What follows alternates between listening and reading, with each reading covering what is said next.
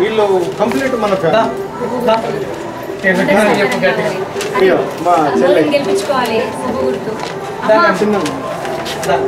కొంచెం వీలైతే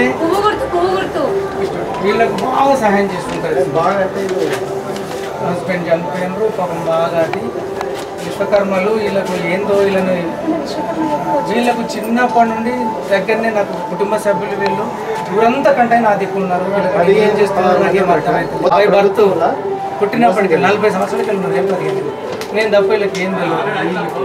మరి ప్రత్యేకించి పొమ్మంటారుగా సరేనా.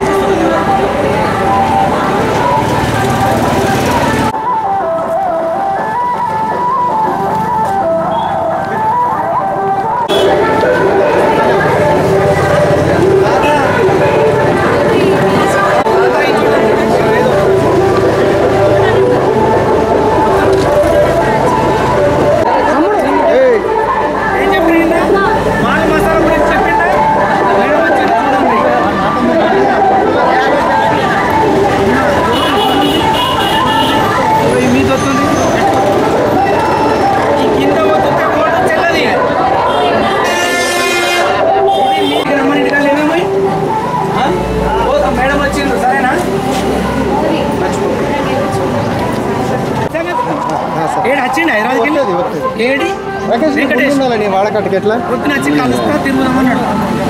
హైదరాబాద్ ఫోన్ చేసి వచ్చిండు నైట్ పాపం కలుస్తాను. నైట్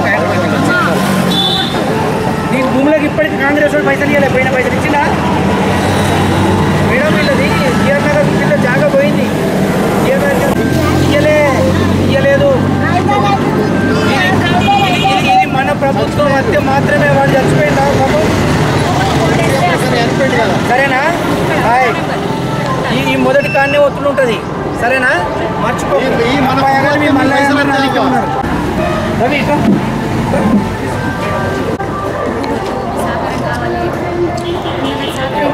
ముందే ఉంటుంది.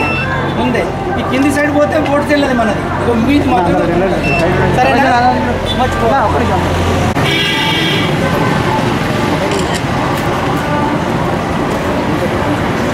ఈ మనలో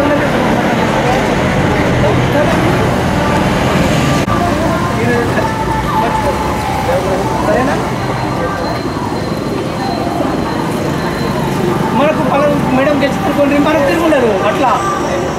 రైట్ సార్, థ్యాంక్ యూ. అందరికి నమస్కారం. నేడు ప్రచారంలో భాగంగా దరూర్ గ్రామానికి మన మాజీ municipal chairperson, state executive body member doctor Bhoga Sravani Praveen గారు దరూర్కి వచ్చిన వారి నాయకత్వంలో ఇంటింటి ప్రచారం చేయడం జరిగింది. అరవిందన్న గెలుపు కొరకు రెండోసారి అరవిందన్నని గెలిపించుకోవాలని చెప్పి ఊరంతా ఆశీర్వదిస్తున్నారు. మూడోసారి ముచ్చటగా మోడీని ప్రధానమంత్రి చేయాలని బలంగా కోరుకుంటున్నారు. ఆ శ్రీరామచంద్రుడు ఏకంగా మోడీ గారు తప్పకుండా ప్రధానమంత్రి అవుతారు. ఆ నమ్మకం మాకు కుదిరింది. అంతేకాదండి, కాంగ్రెస్ ప్రభుత్వంలో ఎప్పుడైనా అరిష్టాలే ఉంటుండే, కరువు కాటకాలే ఉంటుండే. కాంగ్రెస్ ప్రభుత్వం కేంద్రంలో అవినీతికి పాల్పడింది. అప్పుడు బోఫోర్స్ నుంచి పడితే ఇప్పటికి కామన్వెల్త్ దాకా 12 లక్షల కోట్ల అవినీతి చేసింది. విచ్చలవిడి అవినీతి చేసి దేశ సంపదను దోసుకొని పేదరికంలోకి నెట్టేసింది భారతదేశాన్ని కాంగ్రెస్ పార్టీ.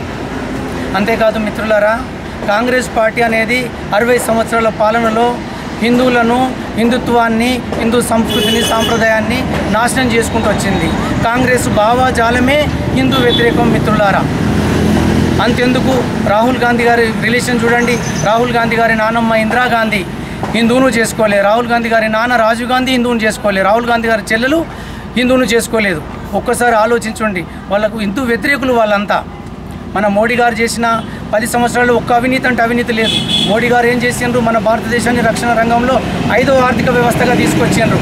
అంతేకాదు అదే రక్షణ రంగంలో ఎగుమతి చేసుకునే స్థాయి నుంచి ఎగుమతికి చేసుకునే స్థాయికి ఆయుధాలను మనం ఎదిగినాము. అంతేకాదండి, ఒకప్పుడు మార్పు అనడానికి ఒక ఉదాహరణ చెప్తాను. ఒకప్పుడు పావురాలను ఎగిరేసే మన భారతదేశం ఇప్పుడు చిరుతలను వదులుతుంది నా భారతదేశం. అదేనండి మార్పు అంటే. ఇంతేకాదు మిత్రులారా, మనకు ఇక్కడ మనం నోట్లో రద్దు చేస్తే పక్క పంటున్న మన నోట్లో రద్దు చేస్తే పాకిస్తాన్ దేశం అడక తింటుంది. ఎందుకు ఒకసారి ఆలోచించండి. అంటే ఇక్కడ కాంగ్రెస్ ప్రభుత్వం ఉంటే అక్కడ వాళ్ళు బాగుంటారు, ఇక్కడ మన బీజేపీ ప్రభుత్వం ఉంటే అక్కడ చూడండి మనం బాగుంటున్నాం. ఇప్పుడు రేపు యూరియా రైతులకు బాగా మన అరవింద్ అన్న చేసిన అతిపెద్దది అసాధ్యం అనుకున్నదాన్ని సుసాధ్యం చేసి పసుపోటు తెచ్చి రైతు బంధువుడైండు. సుమారు రైతుకు 20,000 రూపాయలు ఏకదాటిగా అంత మద్దతు ధర, అంత పెద్ద ముచ్చటనండి. రైతులందరూ ఏకగ్రీవంగా ఆలోచించుండ్రి. అంతేకాదు పాకిస్తాను ఇప్పుడు యూరియా చూడండి మనకు ఎంత ఫ్రీగా దొరుకుతున్నది.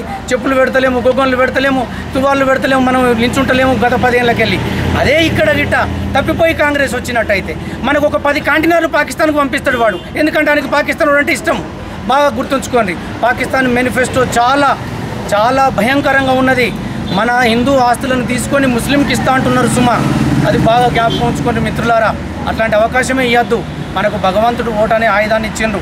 శ్రీరామచంద్రుడు మనకు మోడీ గారు చేసింది ఆర్టికల్ 370 ఉమెన్స్ బిల్ కానీ, ట్రిపుల్ తలాకే కానీ, ఇప్పుడు రేపు రామ మందిరాన్ని, అంత పెద్ద రామ మందిరాన్ని చేసి మనందరికీ పుణ్యం చేసి పెట్టాడు సాక్షాత్తు శ్రీరామచంద్రుడు మన మోడీ గారు. ఆయన గురించి మనము అందరం ఒక్కటై ఏకదాటిగా నిల్చొని మన జగిత్యాల నుంచి నాయకత్వం వహిస్తున్న భోగశ్రావణి గారు చెప్పిన అభ్యర్థి మన అరవింద్ అన్న నాయకత్వాన్ని బలపరుచుకుంటూ, ఎందుకంటే ఇక్కడ అరవింద్ అన్న గెలిస్తే మాత్రం అక్కడ మోడీ గారికి ఓటు పోతుంది. అది మన అల్టిమేట్గా మనము మోడీ గారి భక్తులము, శ్రీరామచంద్రుని భక్తులము. మీరందరూ కలిసి ఓటేస్తారని నమ్ముకుంటూ మీరందరూ నాకు ఈ అవకాశం ఇచ్చినందుకు మీ అందరికీ నమస్కారం చెప్పుకుంటూ ముగిస్తున్నాను. జై శ్రీరామ్. జగిత్యాల రూరల్ మండలం నర్సింగాపూర్, అదేవిధంగా మంజరిపల్లి, చెల్గల్ మరియు జగిత్యాల అర్బన్ మండలానికి సంబంధించినటువంటి దరూర్ ఇలా విలేజ్లలో బీజేపీ ఇంటింటి ప్రచారం నిర్వహించడం జరుగుతుంది. అదేవిధంగా వివిధ గ్రామాలలో గ్రామస్తులతో ముచ్చటించడం జరిగింది.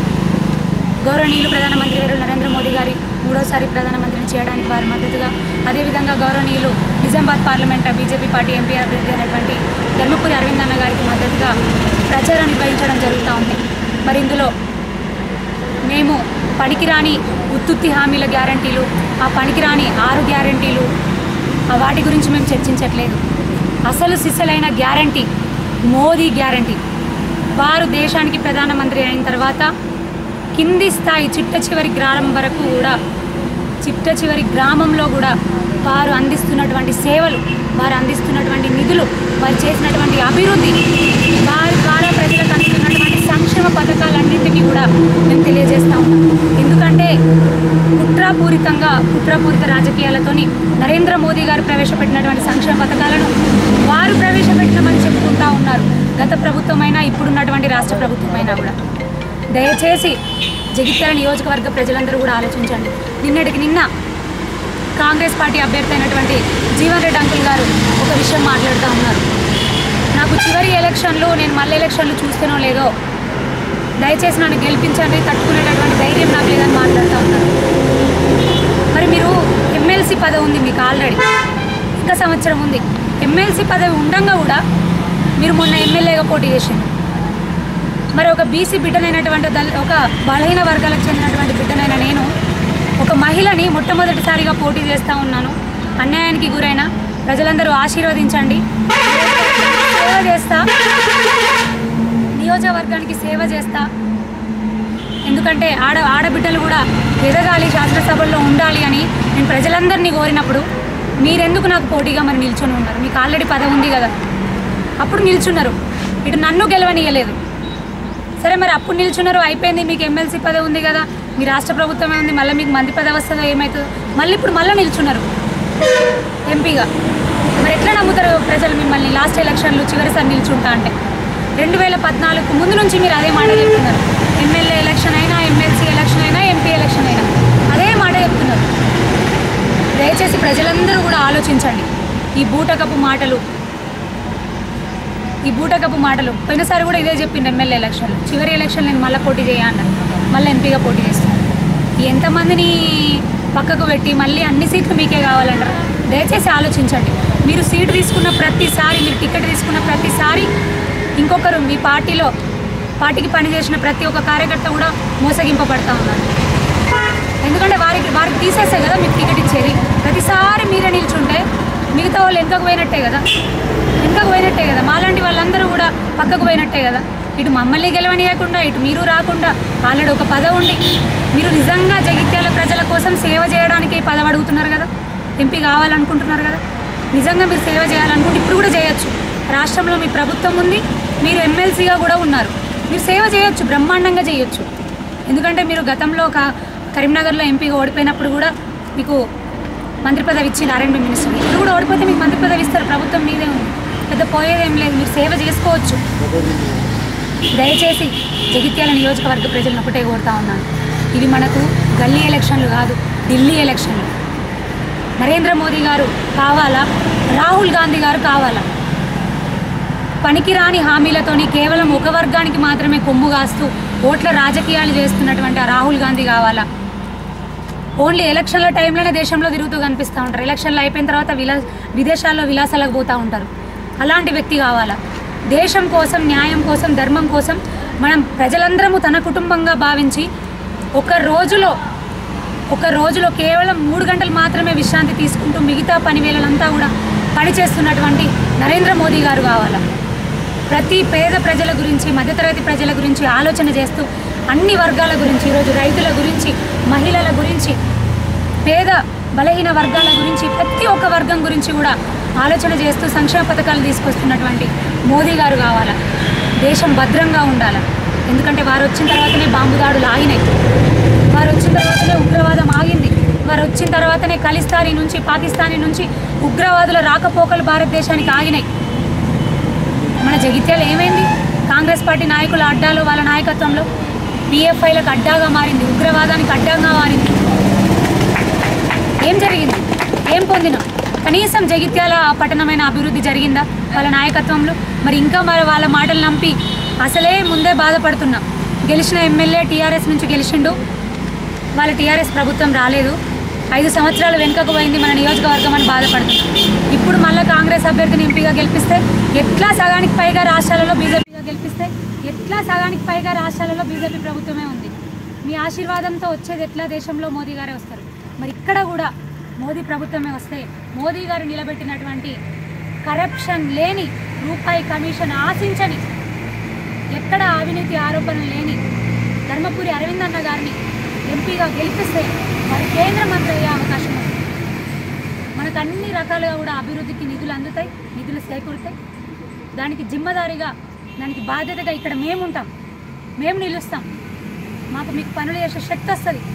దయచేసి మీరందరూ మీ పవిత్రమైనటువంటి ఓటుని సోమవారం రోజు మే 13 కమలం పువ్వు గుర్తు మీద ఓటు వేసి 1వ నెంబర్, దయచేసి 1వ నెంబర్ వచ్చింది, 1వ నెంబర్ కమలం పువ్వు గుర్తు మీద ఓటు వేసి నరేంద్ర మోదీ గారిని 3వసారి ప్రధానమంత్రిగా, ధర్మపురి అరవింద్ అన్న గారిని 2వసారి పార్లమెంట్ అభ్యర్థిగా గెలిపించండి. వారు ఇక్కడ ఎంపీగా గెలిచి మోదీ గారు ప్రధానమంత్రి అవ్వడానికి వెళ్ళి ఓటు వేస్తారు.